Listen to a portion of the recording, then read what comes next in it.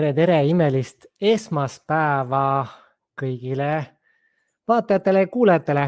Tere tulemast vestlussaatesse Tunne Inspiraatorit, kus me tutvume vägevate ning põnevate inspiraatorite ning nende tegemistega. Me elame imeliste inimeste keskel, kellest igaühel on oma lugu rääkida ja kes pakub midagi, mida keegi just praegu vajab.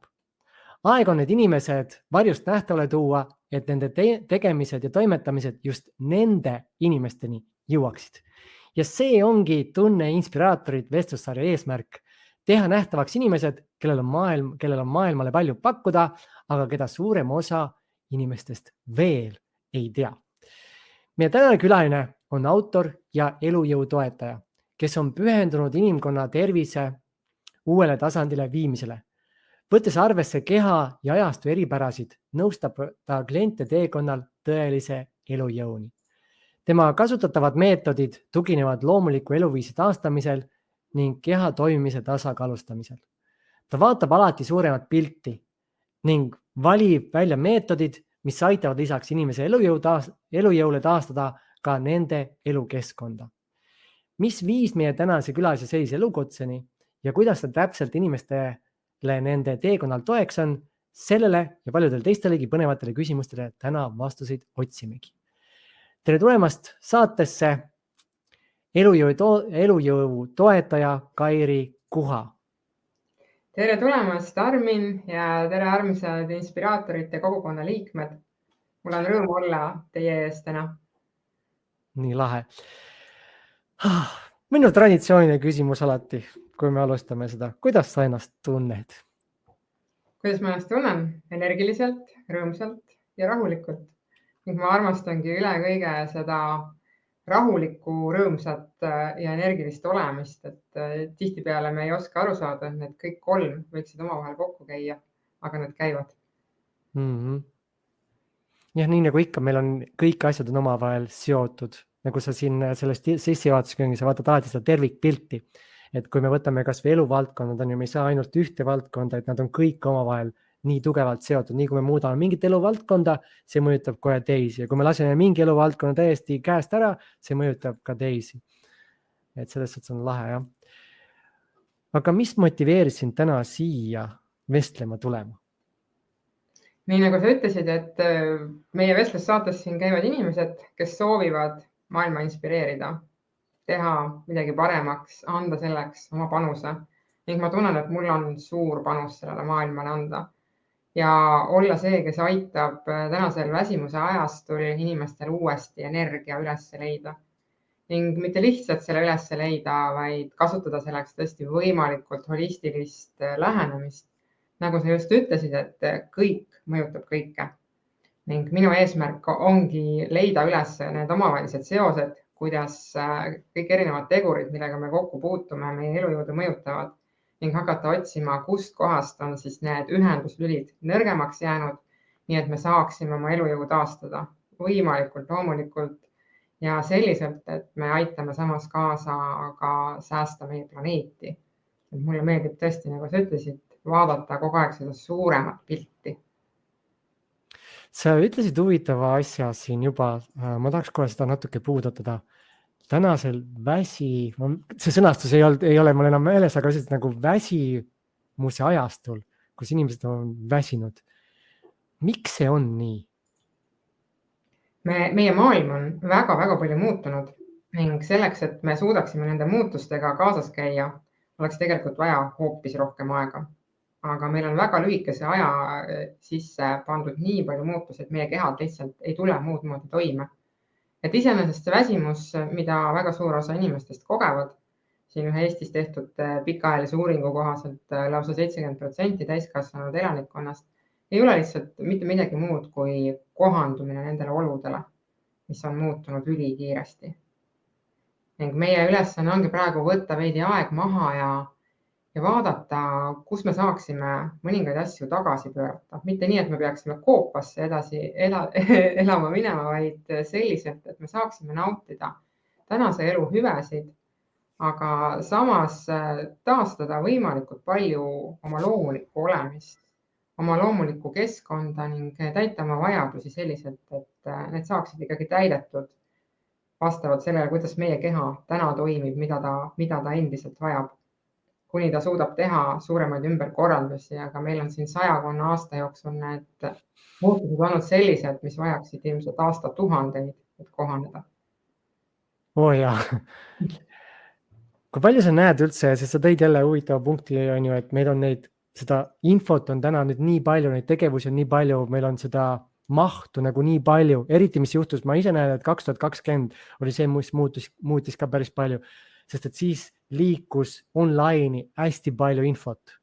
Koolitused, webinarid, kõik asjad liikusid online'i ja online'is on meil ju koheselt kõigele nagu ligipääs. Ja siis on seda informatsiooni nii palju.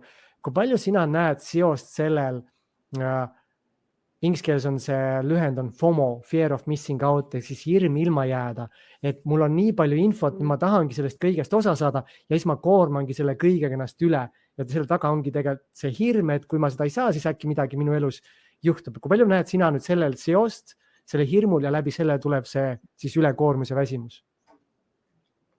Kindlasti on sellisel nähtusel nagu FOMO oma suur roll siin, et me põletame ennast sellest hirmust kannustatuna oluliselt kiiremini läbi, kui me seda muidu teeksime. Aga ma siiski usun, et need alustalad on kusagil mujal. Ma võin küll öelda, et mina igapäevase tööna teen inimestele juukseanalüüse ja vaatan, mis toimub ning aasta 2020 on täiesti nagu oleks kirvega löödud ajastu pooleks, et mis siis juhtuma hakkas ja tulemused läksid täiesti teistsuguseks. Et kui enne oli ka palju läbipõlemist, siis läks see ikkagi väga massiliseks. Ja mis kõige rohkem tuli esile, juustes on meie vägi ja vägi näitab seda, kus kohas me oleme. Me saame lugeda mitte ainult seda, kuidas meie keha toimib, vaid ka seda, kuidas meie emotsioonid toimivad, mis seisundis me oleme. Ning väga palju tekkis järsku hirmumustreid tuli juustesse, mida enne oli oluliselt vähem. Et kindlasti see pani põntsu, aga ma leian, et see põnts võib-olla iseenesest, kuidas me võtame, tagantjärele me saame vaadata, et need nii-öelda negatiivsed sündmused, võib-olla nad ei olnud negatiivsed, võib-olla nad olid lihtsalt selleks, et me ärkaksime, et me hakkaksime asju teistmoodi tegema. Et see, mis toimus aastal 2020, tagantjärele ma vaatan, et see on olnud väga suur äratus inimestele, et me ei saa enam minna edasi selliste võtete ja sellise eluviisiga, nagu me siiamaani oleme edasi läinud. Aga tihtipeale on inimestega niimoodi, et kui see muutus tuleb, ei taha seda vastu võtta.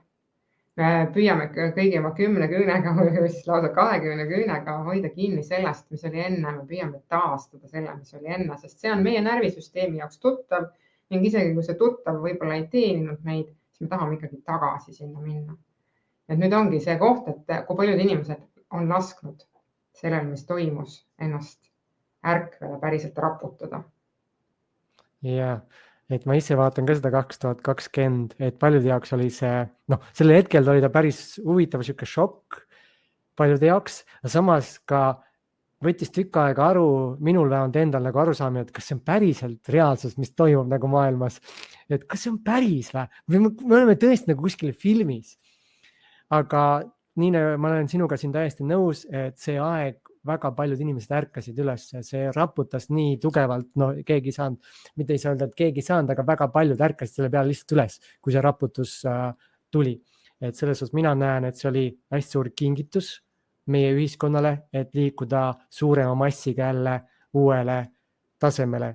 Ja samas selle, nagu sa siin ütlesid, et muutusega tuleb see nii-öelda alateadlikuni hirm, ma ei taha seda muutust luua, siis see loob esialgu võib-olla inimestele hästi suurelt seda hirmu. Ma ei tea, mis saama hakkab, aga kui me sellest läbi lähme, sealt tuleb see muutus. Aga sa ütlesid hästi huvitav asja, mustrid, need hirmumustrid juustes. Kuidas sa loed seda? Juustes on meie vägi.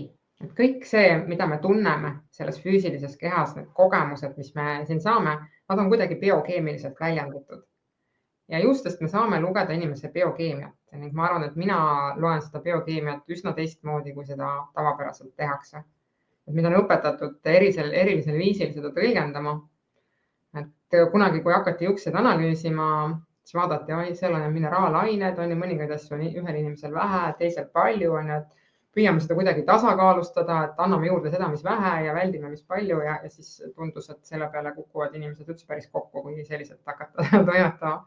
Ja üks teadlane võttis ette 120 000 inimest, testis ära, pani kirja kõik nende lood, nende terviseseisundid ja hakkas siis vaatama, et millised mustrid siit välja joonistuvad, et kas see on lihtsalt mineraalainete kogum või on siin midagi väga palju enamat ning tema leidis jah, et juustes ongi meie vägi ja need mustrid, mis seal on, et kajastavad meie mõtteviisi, meie emotsioone, meie närvisüsteemi seisundit, seda, kuidas me reageerime stressile, kuidas me kasutame neid vahendeid, mis meil parasjagu kasutada on. Ning mida aeg edasi, kes on võtnud kinni sellest teooriast, mille tema välja töötas, on leitud järjest rohkem neid mustreid. Kuidas meie vägi meie juustes väljendub ja mida kõike on võimalik sealt lugeda. Et see on tõesti väga huvitav, et ma ühe pilgu viskan peale, ma näen kohe ära, kas inimene on näiteks introvert või ekstrovert, kas tal on mingisuguseid vaike emotsioone taustal, mis tema elu pidurdavad. Ning lisaks ka füüsilise toimimise kohta hästi palju infot. Mul endale, mida aeg edasi, seda rohkem mulle meeldib vaadata seda emotsionaalset poolt, seda, mis inimese hinges toimub. See info on kõik väga ilusti olemas ning hästi selge oli see, et toimus oluline kollaps 2020. Neid mustreid, mida enne oli vähe, neid järsku, neid hirmumustreid, neid kokkukukkumise mustreid tekkis hästi palju, et suur osa inimesi reageeris kas kahel viisil, kas tekkis tohutu ülereaktsioon või tekkis täiesti kokkukukkumine ja kollaps. Et neid mustreid enne oli oluliselt vähem ja pärast 2020 on seda märkimisväärselt rohkem. Päris, see on nii põnev. Ma pole niimoodi kunagi, et see on nii lahe. Ma arvan, meil tuleb täna väga äge vestlus siin. Juba see algus on nii põnev. Kas sarnaselt siis näiteks, et kas juustel on siis ka ajalugu mõnes mõttes nagu sees, nagu puudel ja üldse, kui ma vaatan ja hakkame arheoloogiasse minema, me läheme kihid jallapoole, siis me näeme, mis ajastus midagi on olnud ja puudel ka ju ringid, et sa näed nende ringide järgi, mis aastal midagi on maailmas olnud vastavalt siis, mis on toimunud ümbruses, siis puusse säilib see muster. Et kas juustel on samamoodi, kuna juuksed ju kasvavad järjest pikemaks on ju, et kas siin jääb ka mingi muster niimoodi või sa lihtsalt vaatad iga aasta, et mis on selline üldine muster, et kuidas sa nagu aastate lõikes selle kätte saad, et näe, see periood oli see periood oli see. Juustega on natukene teistmoodi lugu kui puudega. Et juustest me saame ikkagi lugeda välja seda, mis on viimase 3 kuu jooksul toimunud. Et see, mis on see peanaha lähedane juuksekasv, millest pisikene osa veidi alla sentimeetri on päris eluskude. Et see annab kõige paremat infot ja natukene, ütleme sinna 2 korda selle pikkuse jagu, on see, mida me traditsiooniliselt loeme, et on leitud, et see, kui me võtaks siin minu juukse otsad ja lõikaks siit proovi ja saadaks laborisse, siis paraku ma ei saaks adekvaatset infot selle kohta, mis toimus minu elus sellel ajal, kui see osa minu juustest välja kasvas, et seal toimub kuidagi selline segunemine ja see pilt ei ole nii selge, et juuste puhul me saame ikkagi lugeda infot ainult sellest peanaha lähedasest osast, et see muu, ja me võime mürgistusi ja selliseid asju me võime sealt välja lugeda, aga me ei saa kahjuks nii nagu puude aastaringide kaupa inimese kohta juustest sellist infot välja lugeda. Ehk siis see aastate lõikes on siis lihtsalt statistiliselt, et oled pannud kirja on ju, ja siis statistiliselt näed, et mis aastal, mis perioodil mida oled kõige rohkem siis juustes nii-öelda kohanud, et selle järgi saad siis aru? Jah, et seda peab kogu aeg värskelt juurde vaatama, et kahjuks selline mineviku vaatamine ei anna meile adekvaatset pilti. Okei. Sest juhtub selliseid asju ka, et juustes toimub näiteks värvimuutus, toimub järsku üleöö, et võivad ka pikad juuksed minna üleöö otsast lõpuni halliks. Või võib juhtuda, mis minul juhtus, mul läksid pikad juuksed üleöö punaseks. Sellised variante on olemas, et see jaotus käib natukene teistmoodi, et adekvaatseks peetakse ikkagi ainult seda, mis on peanaha lähedal. Mis tundega sa hommikul peeglisse vaatasid, kui vaatas teise värvi peaga inimene vastu sul sealt? et ta ei olnud nagu, ta ei olnud nagu nii märgatav, ma pidin päikese kätte minema ja siis ma nägin, et mu juuksed helklevad punakalt, mida enne mul olid tuhkblondid ja järsku ma vaatasin, et on punakaks läinud ja ma tean üksjagu neid lugusid, kuidas naised avastavad, neil on järsku juuksed punase läike omandanud, mida enne ei olnud ja ma ei värvinud oma juukseid ega midagi, nii et see oli ikkagi biokeemiline reaktsioon, selline stressireaktsioon, et kui minu keha üritas ennast stressist lahti ühendada, kasutades sellist metalli nagu vask ilmselgelt ja mis annab juustele punase tooni ning väljutas seda korraga väga-väga suures koguses ja see oli emotsionaalselt väga-väga turbulentne aeg ning see kajastus kohe sellega, et täna ka näha, mul ei ole punast tooni juustes, mul on tuhkblondid juuksed, aga siis olid ja juuksed üsna selgelt punase läikega. Sa eile vastasid mu meilile, sa kirjutasid sinna hästi huvitava lause. Huvitav, aga lihtsalt sa vastasid seda, et me jõuame nagu nii ilusti oma vestlusega niimoodi samm-sammult liikuda ja see esimene küsimus, mis ma nagu saatsin ka ülevaate ja nii lahedalt sa nüüd ise viisid selle vestluse sinna, kus tekib nii mõnus ülemineku, et sa ütlesid, et sul oli selline turbulentne aeg ja ei olnud nagu lihtne, eks ma tahtsingi küsida seda, et sa ei ole alati olnud kerguses, rõõmus, energias. Et lähme nüüd natukene sinu minevikku ja vaatame, kus sai sinu siis ütleme teistsugune elu, kui oli selline periood, et sa tead, et hakkas nagu teistsugune elu. Et meil on vahe, enamasti on kahel viisil, kas me hakkame tasapisi niimoodi ärkama ja nägema teist maailma ja tegema teistmoodi midagi või siis elu surub meid põlvili, me peame lihtsalt tegema teise valiku või käib siuke ärkamine ja me hakkame teistmoodi elama. Et kuidas sinul see teekond algus sai? Minul käis ka ikka suure pauguga, sest et ma olin nii sügavas unes, et ma ei oleks ilmselt kuidagi muud moodi ärganud. Et oligi 2012, kus maailmas olid murrangulised ajad ja sattusin ka mina oma isiksuse tasandil väga-väga murrangulisse etappi. Et sinnamaani mulle tundus, et mul on elu nagu, mul on kõik paigas, mul on kõik hästi, et ma tegelen sellega, mis mulle meeldib. Toona ma tegelesin hoopis midagi muuga kui täna. Et ma olin nagu läinud niimoodi enda meelest üsna sirgjooneliselt sellise elu suunas, mis mulle tundus, et ma tahan elada. Siis tõmbasin, täna ma saan aru, et ma tõmbasin iseendal hoobilt vaiba alt ära, et ma hakkaksin liikuma oma hinge rada, et ma hakkaksin tegema neid asju, mille pärast ma päriselt siia ilma tulnud olen, et ma hakkaksin vähehaaval märkama, mida mu ego on mulle ette söötnud, milliseid õppetunde ta on tahtnud või ma olen tahtnud saada. Et see oli küll jah, põhimõtteliselt üleöö kadus mul ära igasugune energia. Et mul jagus võib-olla hommikul 1,5 tundi sellist hästi närvilist energiat, et ära teha mingisugused asjad, mis olid ilmtingimata vajalikud selle päeva jooksul ära teha. Ning ülejäänud päeva ma lihtsalt sisuliselt olin pikali maas. Ma tahaks, sest need on need momendid, mis on mind ennast hästi kõnetavad, just teada nagu mismoodi keegi kuskilt mingid valikud teinud on. Mingi vihje sa siit andsid ka, aga see läks kuskil, las ta siis olla. Ehk siis, et mis oli see tegevus, mida sa tegid enne, mida sa arvasid, et sa oled juba nagu õigel teel, teed täpselt seda asja, mida sa teed. Hakkame sealt pihta, et mis oli see, millega sa siis tegelesid, et sa arvasid, et see on see õige asi? Ma viiks tegelikult ühe sammu veel tagasi. No nii. On see olukord, kui ma olin keskkooli lõpetanud ja ma hakkasin ülikooli sisse astuma ning ma olin seal laua taga, et oma paberid üle anda. Ma olin täitnud paberid ära ja ma jõudsin juba selle inimese juurde, kellele need paberid üle anda ja järsku ma käkerdasin need kokku ja ütlesin, et ma pean uue valiku tegema. Okay. Ja minu uueks valikuks sai tolles hetkes inglise filoloogia.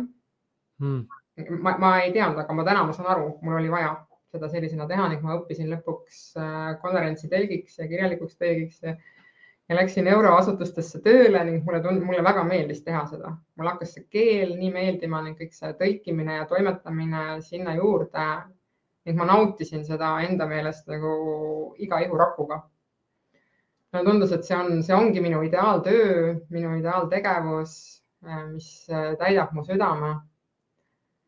Ja selles hetkes see oligi niimoodi. See oli lihtsalt niisugune õppetund. Aga täna ma tunnen, et ma ei suudaks vist mitte midagi enam teise keelde ümber panna, et see kõik on minust nii kaugele jäänud, et ma tahan, see oli lihtsalt, see oli vajalik, et ma saaksin kätte need kogemused, et ma põleksin kapitaalselt läbi ja hakkaksin oma elu teise nurga alt vaatama. Ja ma tahaks ühe nagu vaatnurga siia tuua, et need hetked, kus me elus oleme nagu joone peal ja tunneme ennast suurepäraselt, see on see, kui välises maailmas läheb kõik hästi. Läheb nii, nagu me soovime, siis me usume, et me oleme nagu väga heas elus, aga tegelikult oleme sõltuvuses sellest välismaailma heaolust. Ja kui välismaailmas midagi muutub, siis see mõjutab otseselt meie sisemaailma. Kuni siis me lõpuks tuleb see ärkamine ja saad aru, et need on kaks erinevat, mõnes mõttes nagu erinevat, ma saan ühendada nad lahti, nii et ma saan ise valida, kuidas ma ennast sees tunnen vastavalt, sõltumata sellest, mis väljas nagu toimub. Aga sealt tekibki see võlts arusaam, et ma olengi õnnelik ja kõik on hästi, aga just sellepärast, et välismaailm soosib sul seda sisetunnet. Aga mis viis sind lõpuks sellesse punkti, kus sa olid, sa ütlesid, et see juhtus praktiliselt üleöö, hommikuks olid nagu põhimõtteliselt laip, on ju energiast tühi, mis viis sind sinna punkti? Oskad sa nagu midagi kokku panna sealt? No, see oli nii lahe, kuidas sa tõid selle välja praegu, jah, et aga läheme selle küsimuse juurde, et... Aga sa võid tagasi peegeldada ka sama mõtet, mis ma jagasin, kui see sind kõnetas. Ja, aga läheme siis selle juurde, mis siis juhtus.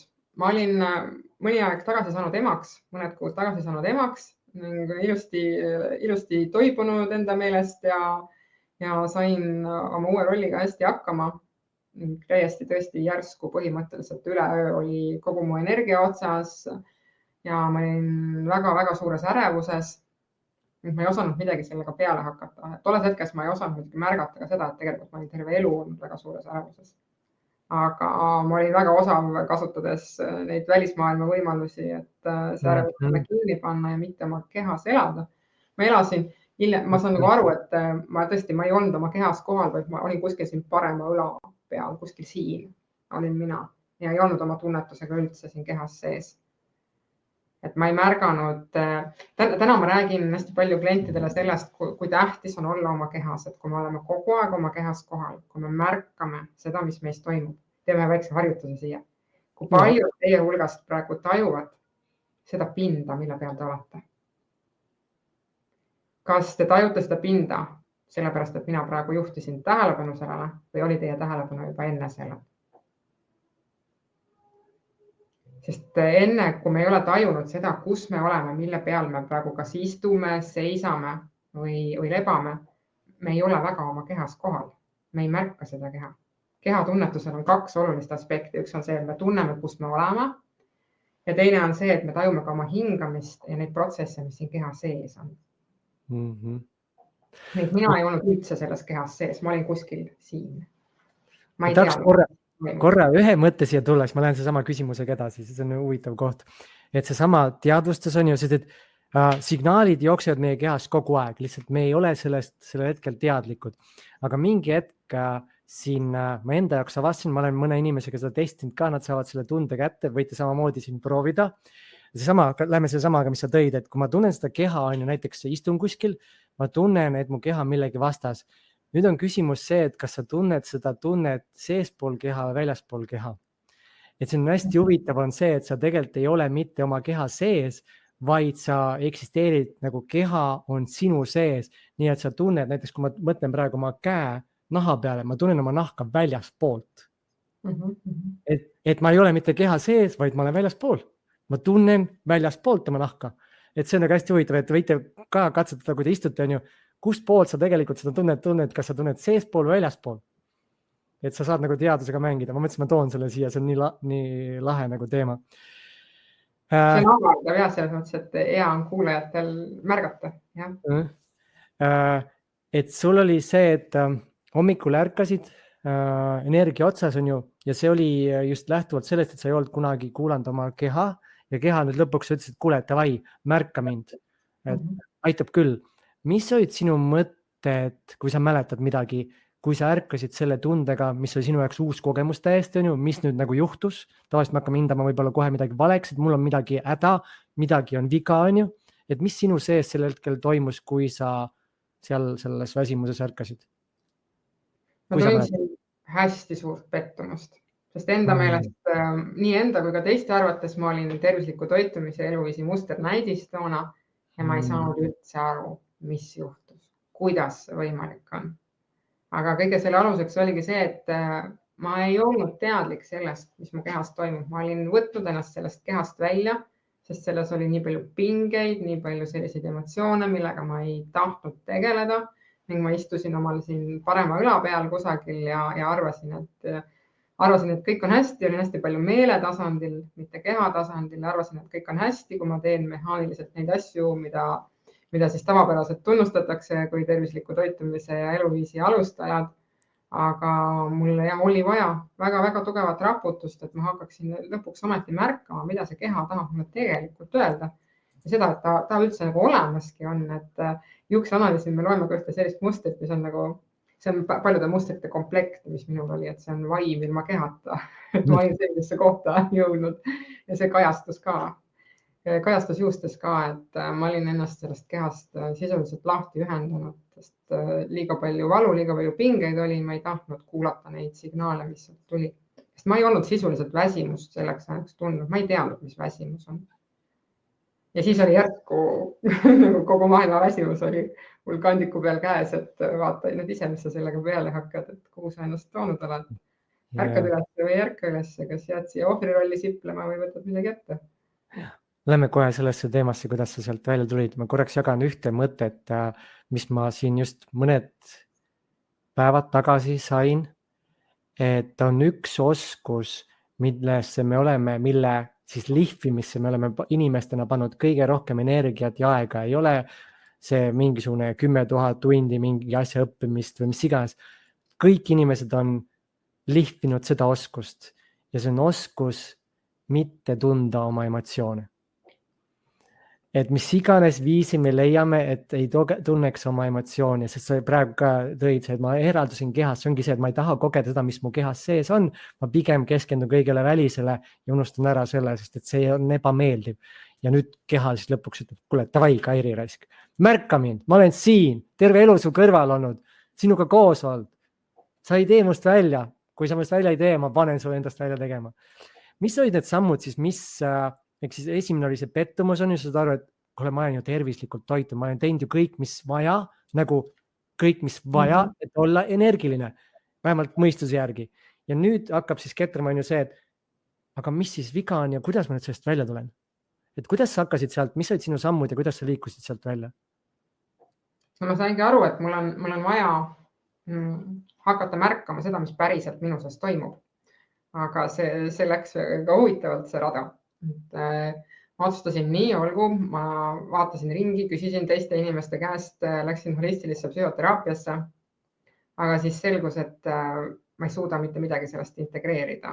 Mu närvisüsteem on nii kehvas kohas, mu keha on nii kehvas kohas, et see lihtsalt tõmbas mu haavad väga palju lahti ja siis läks veel hullemaks. See läks kordades hullemaks, kui oli see täiesti väsinud olek, mis enne raputas. Et ma sain aru, et ma ei saa nagu kalduda ühte poolde ära, vaid ma pean võtma kogu komplekti käsile. Ja mul tuleb hästi on meeles see päev, kus ma läksin kiropraktiku juurde. Ma rääkisin talle ka, mis muga juhtus teraapias. Ta võttis mul käest kinni, viis mind suure peegli ette ja ütles, et Kairi, vaata ennast. Vaata, millises seisundis on su keha. Hoolitse kõigepealt selle eest, et su hingel oleks kuskil elada. Ouch. Et enda meelest ma olin teinud kõik, aga siis ma sain aru, et see, mida ma teinud olin, see täna lihtsalt ei toimi enam. Ning mul tuli hakata neid asju tegema hoopis teistmoodi. Ma olen avastanud, et tõepoolest, miks nii paljud inimesed, kes samamoodi leiavad, et nad toituvad hästi, nad teevad trenni, miks nad ei saa sellest seda tulemust.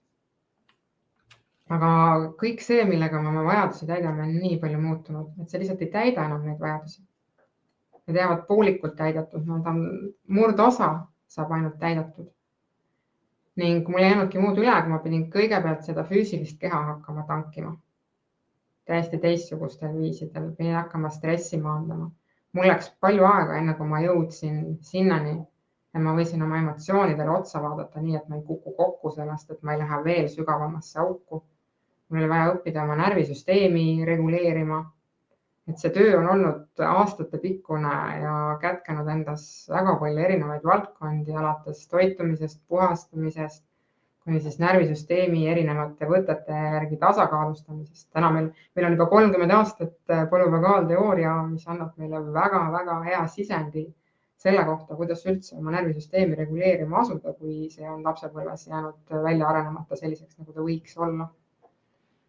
Ma töötasin kõigepealt hästi palju siis selliste maisemate teemadega, et mul tekiks üldse regulatsioonivõime, mul tekiks julgus ja suutlikkus tegeleda oma emotsioonidega. Tolles hetkes mu keha lihtsalt ei suutnud mitte midagi sellist vastu võtta. Ning ma samm haaval ehitasin siis omale täiesti uue vundamendi, et jõuda lõpuks läbi selle keha oma hingeni. Päris äge, see lugu on juba nii inspireeriv ja nii lahe. Ma arvan, juba seda osa, nagu, mida sa praegu räägid, ma läheks hea meelega sinna veel sügavale sisse, aga meil täna ei ole selleks nii palju aega, me läheme siit edasi. Aga sest need protsessid on seesama, et kus see on see, inglise keeles on see hero's journey, see on see kangelase teekond, on ju, sa alustad teekonda siis kodust ja lähed eemale oma rännakule ja siis jõuad tagasi. Aga siin on üks asi, oluline mõte, ma tahan siis teada, kuidas sina sellest läbi läksid, sest sa ütlesid seda, et kui sa hakkasid sellega tegelema, asi läks veel hullemaks ja nii tavaliselt on, et see on see, mulle meeldib seda mõelda nagu sellisel kujul, et sinu vana elu on siin, sinu uus elu on siin ja vahel on nagu, ma tahangi öelda nagu sita jõgi. Sa pead hakkama sellest läbi minema. Alguses on jalad ainult sees ja sa lähed järjest sügavamale. Aga see on koht, kus väga paljud inimesed keeravad otsa tagasi ja näevad, et asi läheb hullemaks. Et ma tahan muutust, aga ma näen, et asi läheb hullemaks, siis tekib hirm, et nüüd läheb nagu täitsa tuksi. Ma lähen pigem tagasi sinna, mis mul oli. Aga sina valisid sellest läbi minna. Ma tahakski teada, mis oli sinu see edasiviiv jõud, mis pani sind minema sinna, sa nägid, et asi läheb hullemaks, aga sa ei valinud minna tagasi. Sa valisid minna, ma lähen siit läbi. Mis oli see, mis viis sind sellest läbi? Ma sain aru, et ma olen selles kohas, kus ma olen kõige selle pärast, mida ma olen siiamaani teinud.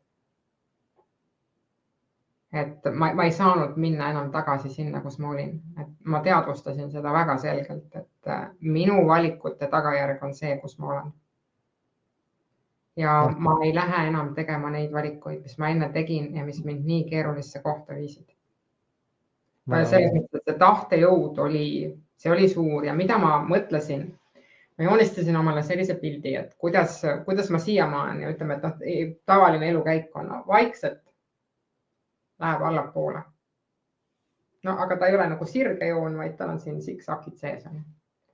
Aga keerame selle teisipidi. Kui me hakkame minema ülesse, siis siin on ka siksakid, vahepeal kukume ka auku. Aga kus ma tahan olla 3 või 5 aasta pärast? Kas ma 3 või 5 aasta pärast olen siin allpool või ma olen siin üleval?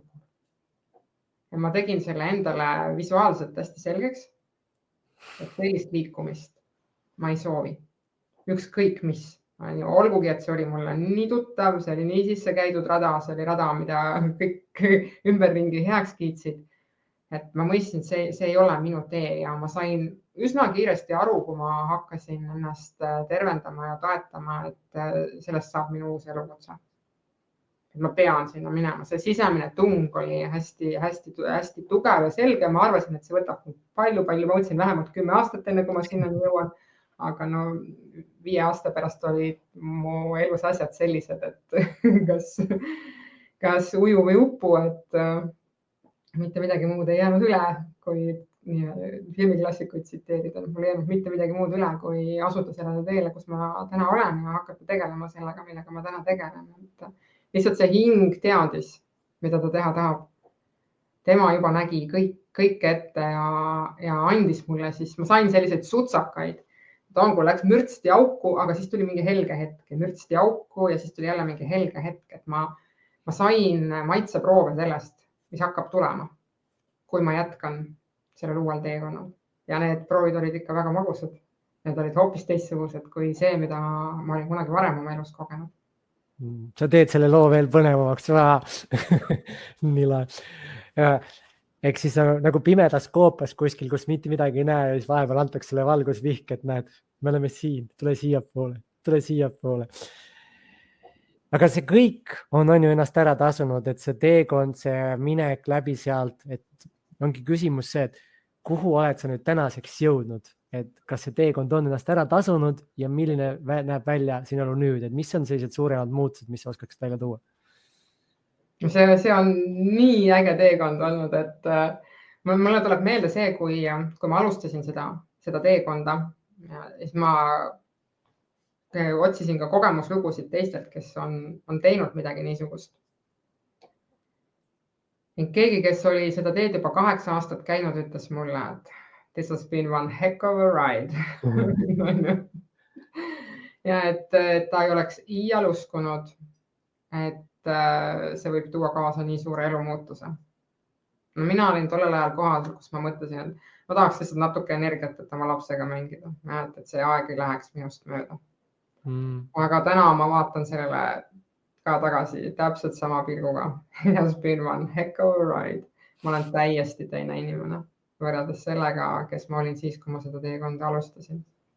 Ning need hüved on olnud nii palju suuremad kui lihtsalt see, et mul on energiat oma lapsega mängida. Ma ei oleks osanud arvata, et see võib tuua kaasa nii suure transformatsiooni. Nii suure transformatsiooni, et ma suudan rahulikult siin ekraani peal olla, jagada oma lugu, oma teadmisi, oma kogemusi teiste inimestega, teha seda täiesti vabatahtlikult, ilma ärevuseta, nautida seda. See oleks tundunud minu jaoks täiesti võimatu. Me ei tea, mida me ei tea, on ju? Ei, aga usaldame.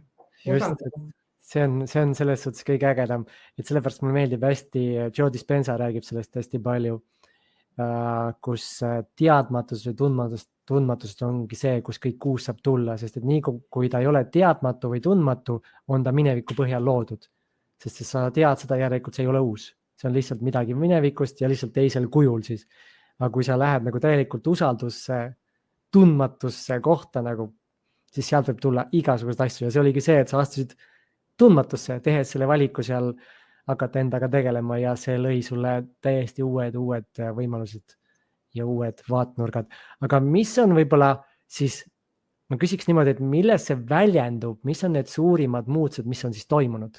Lisaks sellele, et on ju, sa ütlesid, et energia, lapsega mängida, ja sa ütlesid, aga ma ei teadnud, et nii palju muid asju on ka, ja siis rääkisid, et siin laivis olles on ju, aga mis on veel olnud, mis sa näed, on väga suurelt nagu kaasa aidanud või muudavad selle ellu praegu siis teistsuguseks või selliseks, ma ei oskagi öelda praegu, eks see, jah, anna minna.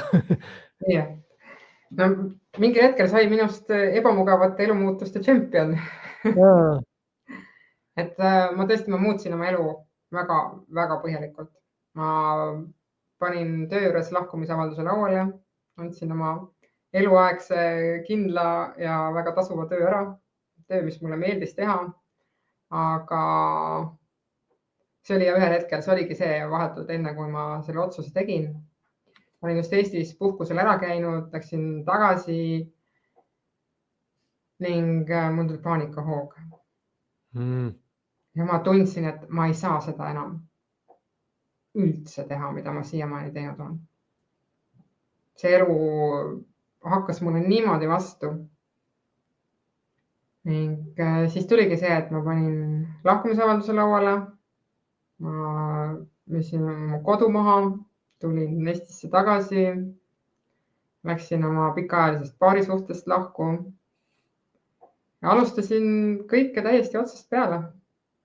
Mul oli ühe käe kõrval oli laps ja teises käes suur kohver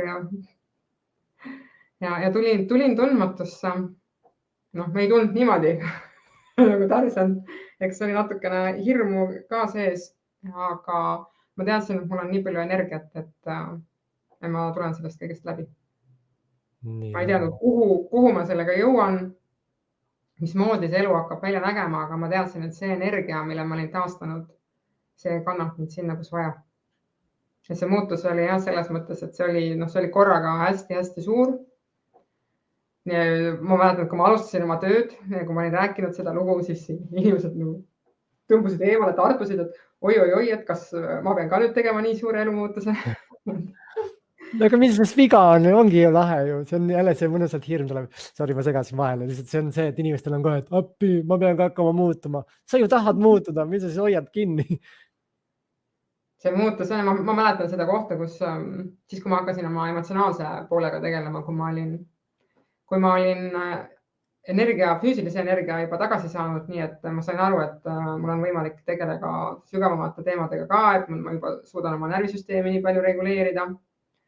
Siis see hirm tuli niimoodi üles, ma istusin köögipõrandal ja nutsin, et ma ei taha teada saada, kes ma siin sisimas tegelikult olen. Selle hirmu aluseks on see, et me oleme kunagi ennast teistele meeldimiseks, ellujäämiseks, vanemate armastuse ja hoolitsuse saamiseks niimoodi kinni pannud, niimoodi alla surunud, et me tagantjärele arvame, et see tõeline olemus on midagi väga halba. Jep. Ja hästi suur võitlus käivitus minus, hästi suur hirm käivitus. Praegu on naljakas mõelda selle peale, kuidas ma seal köögipõrandal nutsin ja ütlesin, et ma ei taha kunagi teada, milline ma päriselt olen. Ehk siis võttes kokku selle, mis sa praegu jagasid, et mis on suurimad muutused, mida ma ise nagu sinu jutust on see usaldus, on ju, et hästi tugev usaldus ja julgus valida muutust. Absoluutselt, et see, et minnagi, et kui hakkavad need asjad ümber kukkuma, kõik need tornid, mis sa oled elu jooksul püsti pannud, siis see on põhjusega, see on selleks, et midagi paremat saaks tulla, midagi sellist, mida sa ei ole veel enne loonud, nagu sa enne rääkisid ka Joe Dispenza õpetuste põhjal, et kui me loome kogu aeg mineviku põhjal, siis me lihtsalt kombineerime neid asju ümber ja me ei tea üldse, mis päriselt võiks olla, milleks me suutelised oleme, millist elu me tahame. Et kui me läheme sellesse usaldusse, siis meile tuuakse nii palju parem kui see, mida me üldse ettegi oskame kujutada. Ma vaatan kella, meil on 40 minutit läinud juba, ma mõtlen, ma hea meelega läheks edasi. Aga räägi natuke sellest, et mida sa siis täna teed, et mis on see, millega siis teistel ka aitad neid valikuid teha ja liikuda selle uue elu suunas?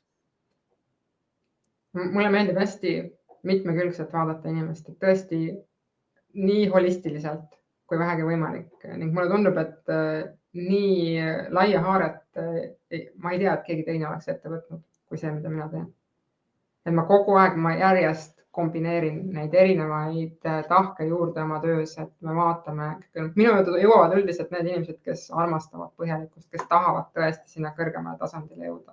Mul on erinevaid võimalusi, on võimalik väga põhjalikku muutust teha, on võimalik nii-öelda tippsportlase treeningkava, on võimalik rahvasportlase treeningkava.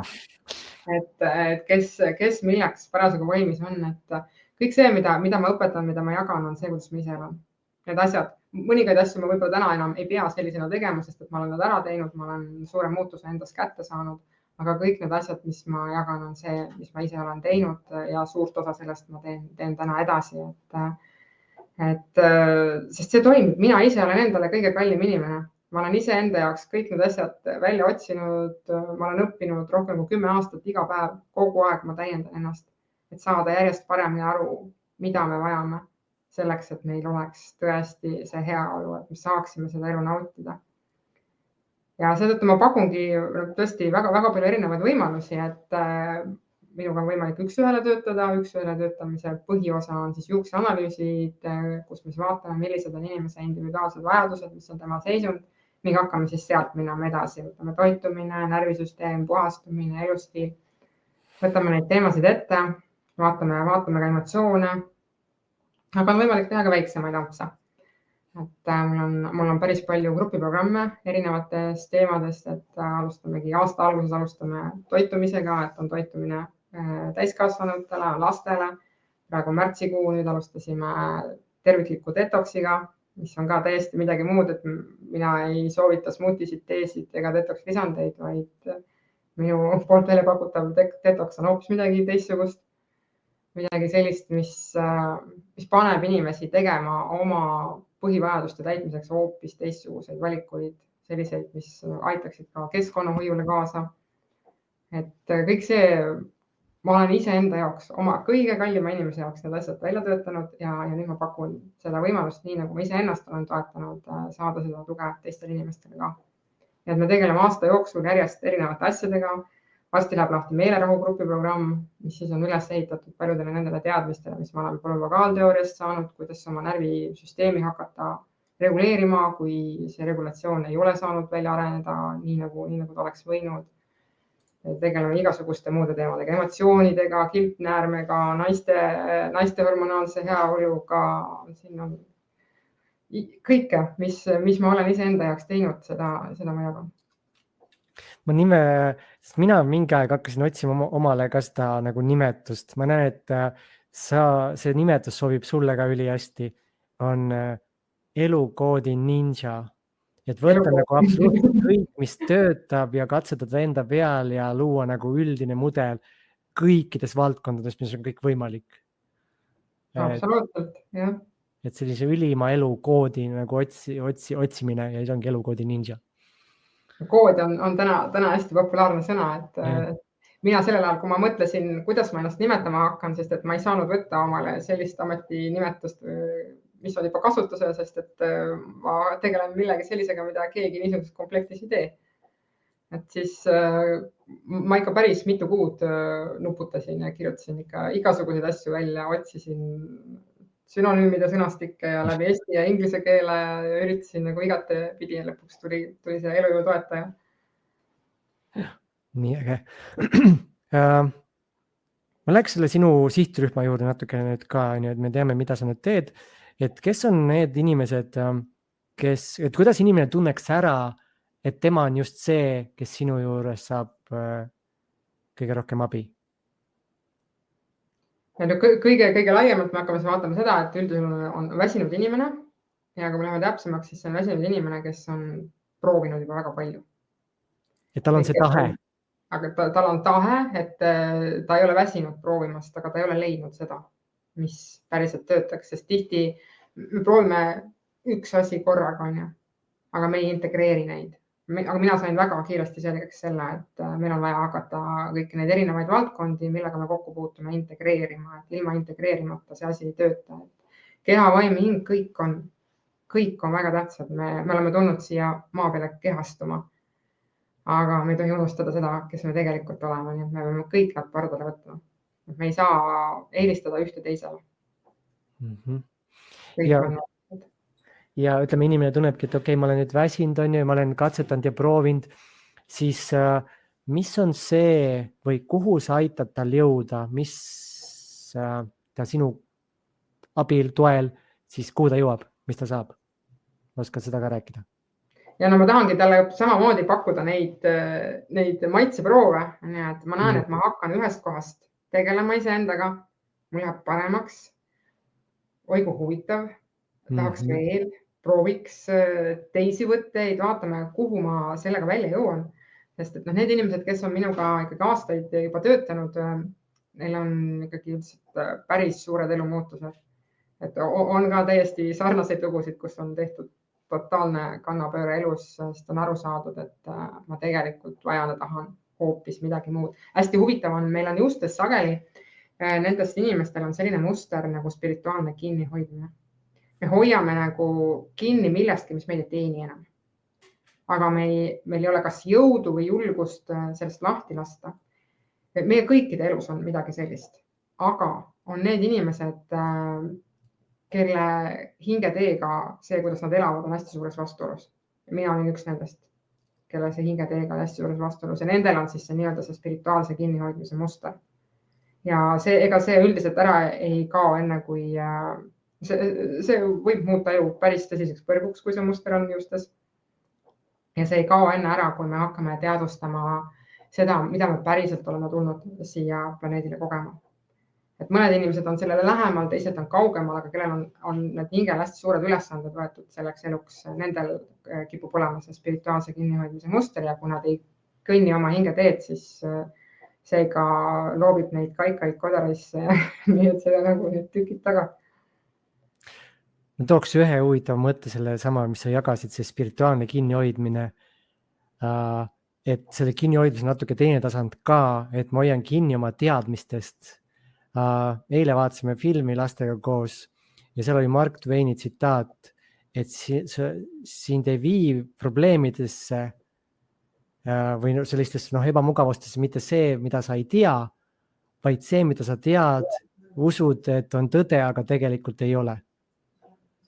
Eks See nüüd on- ongi see koht, kui me hoiame millestki kinni, mida me arvame, et asi käib nii või on nagu tõde meie jaoks, et sest see on niimoodi kuidagi olnud ja me hoiame sellest kinni ja tuleb välja lõpuks, et see ei ole nii, siis see on nagu ongi kõige suurem takistus üldse, me hoiame kinni mingisugusest teadmisest, mis tegelikult ei toeta meid enam. No absoluutselt, et mina hoidsin ka kinni sellest, et mis tundus mulle turvaline ja hea ja mis oli teiste poolt heaks kiidetud ja nii edasi, aga see ei aidanud mul elus edasi minna, see just vastupidi ainult takistas, et on väga-väga hea mõttekäik, et mis sa välja tõid ja et me hoiame kinni, jah, et meid takistab kõige rohkem see, mis me arvame, et meie jaoks toimib, aga mis tegelikult ei toimi, et see viib lõppkokkuvõttes ikkagi sinna, et see koht, kus me oleme elus, see on kõikide nende valikute tulemus, mis me oleme siiamaani teinud. Ja nii tihti ongi see, et me otsime mingisugusele probleemile lahendust ja me proovime seda leida sealt, kus on meil asjad halvasti. Aga tihtipeale on see lahendus hoopis selle all peidus, kus meile tundub, et kõik on korras, kus kõik on hästi ja me ei taipa sinna üldse vaadata. Et ma olen ise selle reha otsa astunud ikka päris mitu korda ja hiljaaegu avastasin, et jälle olen astunud. Nii et ei vaadata sinna, kus me tahame seda mugavust, kus me mugavustsooni jääme. Meile tundub, et siin on kõik hästi, me oleme selles mugavustsoonis, rõõmsad, õnnelikud, aga tegelikult seal all on meil midagi, mida me ei ole lahendanud. See on enam-vähem toimib, on ju, ja me ei oska vaadata sinna alla, et seal on miski, mis meid tegelikult kinni hoiab. Ja see just lähebki see sama mõttega kokku, mis ma just ütlesin, vaata, siis ma arvan, et sellega on kõik korras, siis ma usun midagi, mis on nagu minu jaoks tõde ja tegelikult ei ole tõde ja kuna ma olen selle omaks võtnud, siis ma ei tegelegi sellega ja see paneb mulle siis lõpuks niimoodi, kuule, ma olen ikkagi siin olemas, märka mind ka. Mis on sinu visioon oma tegemistega? See, mis sa teed, et see, mis sa ise oled juba kogenud, on ju oma elus, et võib-olla ka veel, mis tasandeid sa siin enda eluski tahad nagu lahti häkkida ja liikuda, et võid jagada selle kohalt visiooni ja siis teine visioon üldse nagu inimkonnale oma panusega, et kuhu sa tahaksid jõuda. Mind ikkagi ennast hästi huvitab ka see füüsilise tasandi võimekus, sellepärast et kui mina siia ilma sündisin, ma ei tea, kas ma olin seal juba enne kaasa saanud või sai selleks alguse kõik see, mis minuga sünnitusmajas pärast sündi toimus. Mul oli raske lihasnõrkus, müasteenia, aga mitte see antikehadega variant, kus keha iseennast hävitab. Seda kaasasündinud varianti, selle puhul ei ole antikehasid. Seda nimetatakse kaasasündinuks, aga ma ei tea, kas see oli kaasasündinud. Ma ise kahtlustan, et see, mis toimus haiglas minu elu esimesed 4 päeva, põhjustas selle, kus ma lihtsalt andsin alla. Ja selle tulemusel ma olin füüsiliselt hästi nõrk. Mu nagu aju ja keha koordinatsioon ei toiminud, ma hakkasin väga hilja käima, mul oli väga keeruline koolis kehalise kasvatuse tundides kaasa teha, treeningutes kaasa teha. Ning alles siis, kui mul ühel hetkel hakkas kehast väga palju elavhõbedat välja tulema, tõesti väga suurtes kogustes, sest tuli 3 aastat järjest. Siis ma tundsin, et see keha hakkab alluma mulle. Ma saan teha igasuguseid asju, mis enne ei olnud minu jaoks füüsiliselt võimalikud. Ning mida aeg edasi, seda nüüd mind hästi huvitab see, et mis ma saan selle kehaga teha. Ma arvan, et ma ei ole täna veel füüsilise võimekuse koha pealt selles kohas, kus keskmine inimene on, kellel ei ole elu alguses midagi niisugust kaasa saadud. Aga ma olen väga uhke selle üle, mida ma täna juba olen võimeline tegema võrreldes sellega, mida ma vanasti ei suutnud teha. Ja see valdkond mind nagu ennast hästi paelub, et see, kus mul on nagu olnud nii palju väge kinni, et mis ma siin teha saan, kuhu ma võiksin jõuda. Et täna juba ma saan teha igasuguseid liigutusi, mis varem tundusid täiesti võimatud, kus aju jooksis kinni, et mismoodi üldse kas või joogapoose, et kuidas ma seda üldse sisse võtta saan ja nii edasi, et mul on nagu sellisel tasandil on olnud teemad. Ja see on see, mis mind ennast praegu hästi paelub, et kuhu ma võiksin selles valdkonnas jõuda. selles, kus mul on terve elu hästi suured takistused olnud. See on minu isikliku arenguplaanis hästi paeluv teema. Aga kui me räägime töövaldkonnast, siis ma tahaksin, et need teadmised jõuaksid laia maailma, mida ma jagan. Tõesti, et hoolitseda iseenda eest võimalikult mitmekülgselt, holistiliselt ja samas selliselt, et saaks ka meie keskkond sellest kasu. Sest et ma näen iseenda pealt kui ka oma klientide pealt, et mingisugusel hetkel, kui see elujõud hakkab kasvama, siis järjest vähem huvi on minna kaasa selle you only live once majanduse ja kõige muuga, et sa hakkad elus hoopis midagi muud otsima, sa tahad hoopis teistsuguseid valikuid teha. Et see, kuidas me siin elame, see enam ei pae elu. Ja ma nii tahan, et me jõuaksime inimkonnana sellesse kohta, et me oleks täiesti uus paradigma sellesse, kuidas me hoolitseme oma tervise eest, kuidas me oma elujõudu kasvatame. Praegu, mis inimesed üldjuhul teevad, mul on need ja need vaevused, palun aita mul neist vabaneda. Ma ütlen, et mina ei tegele sümptomaatilise raviga mitte kuskilt otsast. Ma ei oskagi seda teha. Ainus asi, mida ma oskan teha, on ma leian üles need kohad, mis takistavad sul oma elujõudu kasvatada. Ja me hakkame elujõudu kasvatama. Ning siis vaatame, mis see keha ise ära teeb. Minu keha näiteks, ma olin Kilpnäärme alatalituse piiri peal, mu keha väga kiiresti tuli nende muutustega sealt välja. Igasugused muid erinevaid probleeme, mis ma olen selliselt ära lahendanud. Mitte sümptomaatiliselt, et mul on see probleem ja ma vaatan nüüd, mis on tehtud sellest lahti saamiseks, vaid see, et ma pühendan ennast jäägitult elujõu igakülgsele kasvatamisele, tegeledes kõikide nende erinevate valdkondadega, mis mind mõjutavad. Ja siis ma hakkan vaatama, et kui mul see elujõud kasvab, minu keha ise ära teeb. Ja see on nagu, minu jaoks on see nii magus, see on nii huvitav vaadata, et mis kõik on võimalik ja see toob kaasa nii palju enam, kui lihtsalt mingisuguse sümptomi ärakadumise, vaid see toob kaasa selle isiksuse muutuse, selle elu nautimise, avardumise. See on see, mis mind paelub, mis mind käima tõmbab, et viia seda laia maailma, seda teadmist, seda võimalikult holistilist enesearengut ja mis see kaasa toob, et lasta lahti sellest sümptomaatilisest korrektsioonist, mis on ka muidugi akuutsetes olukordades on vajalik, aga krooniliste probleemide puhul see on ikkagi elujõu puuduse tagajärg ja miks see elujõud on hakanud kokku kuivama, seal on palju erinevaid põhjuseid, millega mis saame tegeleda. Et ma ei saa panna näppu peale ühele asjale, vaid see on ikkagi nagu me enne ka rääkisime, sa välja tõid, et kõik on kõigega seotud. Nii põnev. Ma ise jälgin Joe Dispenza YouTube'i kanalit, sinna tuleb iga nädal mõni lugu inimestest, kes on mis iganes asjades. Viimane oli see, kus inimene kasvatas omale uue pärasoole peale seda, kui vähi pähe see talt ära opereerida, ta elas põhimõtteliselt WC-s ainult, kuni kes sai sellest kõigest kopp ette ja kasvatas ise uuemale. Et nagu kuulad neid ja see on nii inspireeriv lihtsalt. Sinuga oli hästi põnev vestelda, nii lahe teema, see juuste teema minu jaoks täiesti uus teema, väga äge. Ma olen tänulik, et sa valisid tulla, ma sain ise siit väga palju uut infot. Ja kust inimesed sinu tegemistega üldse kursis saavad hoida, kust inimesed kursis saavad hoida, et kust inimesed sind leiavad? Kõige lihtsam on mind leida Facebookist, kirjutada sisse elujõu toetaja, rohkem kedagi sellise nime all ei ole. Võib otsida nime järgi ka, et seal ma jagan kõige rohkem ja kõige värskemat infot. Mul on olemas ka oma nimeline veebilehekülg kairikuha.com, kus saab samamoodi infoga tutvuda ning praegu on ka siis laiendamisel on YouTube'i kanal. Et sellega natuke veel, seal on juba asju, aga sinna hakkab ka tulema järjest rohkem üles. Nii et elujõu toetaja on ikkagi see märksõna ning mul on selline tore raamat, ma olen kirjutanud elujõu käsiraamatu, mis on siis selline nendest kogemustest, mis ma olen saanud juukseanalüüsi ja siis individuaalsete elujõu kasvatamise programmide põhjal. Ma olen pannud kokku nii-öelda rahvasportlase treeningkava ka, et kus inimene ei pea teadma täpselt, mis tal siin juustes toimub, et kuidas ta saaks kasu kõigest sellest, mis ma olen näinud, et tõesti väga hästi töötab. Ja ma sain aru, et sul on tegelikult sellist head kasulikku kraamiga, mida sa oled valmis inimestele tasuta ära andma. Jaa, et kindlasti, et ma olen pannud kokku ju igasuguseid erinevaid põnevaid juhendeid, näiteks kuidas vabaneda väsimusest või kuidas puhastada oma keha. Nagu ma ütlesin, et minu keha puhastamise aluseks ei ole detox teed, smootidega lisandid, vaid mul on täiesti teistsugune vaatenurk sellele. et kuidas näiteks teha sellega algust.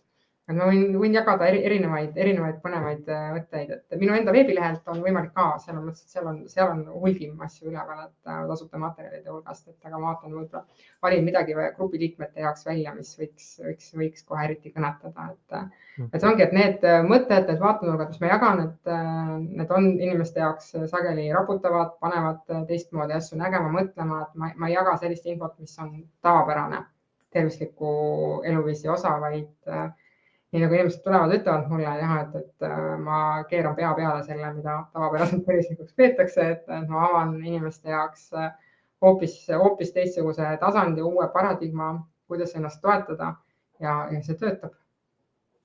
Üliäge, et ole pai, pane siis kommentaaridesse ka see samma alla, et kui inimesed tahavad vaadata siis, mis tasud head kraami sealt saab, mis ma saan muuta oma elus siis, et nad saavad ühest kohast ilusti kätte selle kõik.